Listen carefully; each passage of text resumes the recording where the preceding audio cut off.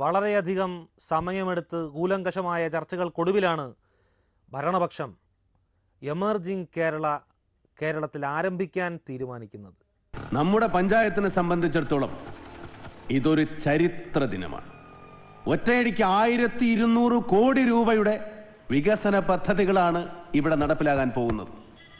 Infinity ഇൻകോർപ്പറേറ്ററിന്റെ project report മെമ്പർമാരെല്ലാം കണ്ടു കാണുമല്ലോ.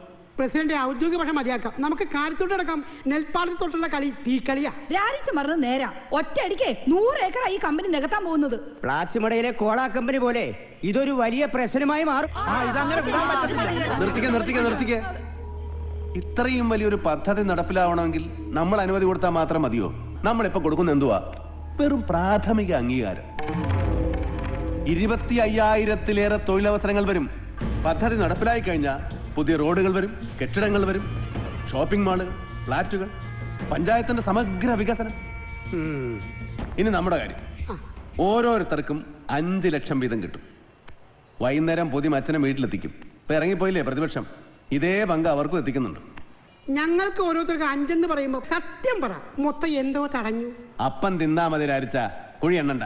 എണ്ണുന്നതേ എനിക്ക് പിടിക്കത്തില്ല. പക്ഷേ അപ്പക്കഷ്ണങ്ങൾ ഇനിയും വന്നോണ്ടിരിക്കും. ഇനിയും കിട്ടുമെന്നോ? എന്റെ ഈശോയെ, സത്യത്തിൽ ഇതാണ് യഥാർത്ഥ സോഷ്യലിസം. എല്ലാം സുതാര്യം, എല്ലാവർക്കും നേട്ടം. അപ്പോ നമ്മൾ പദ്ധതി അംഗീകരിക്കുന്നു. റോയൽ കാസിനോ ഒരു കറക്ക് കമ്പനിയാണ്. അതിന് പ്രത്യേകിച്ച് സമൂഹത്തോട് യാതൊരു പ്രതിബദ്ധതയുമില്ല. എമർജിംഗ് കേരള മഹാശ്ചര്യം, മഹാത്ഭുതം, മഹനീയം, നമുക്കും കിട്ടണം പണം എന്നുള്ളതാണ് കറക്ക് കമ്പനിയുടെ സിദ്ധാന്തം.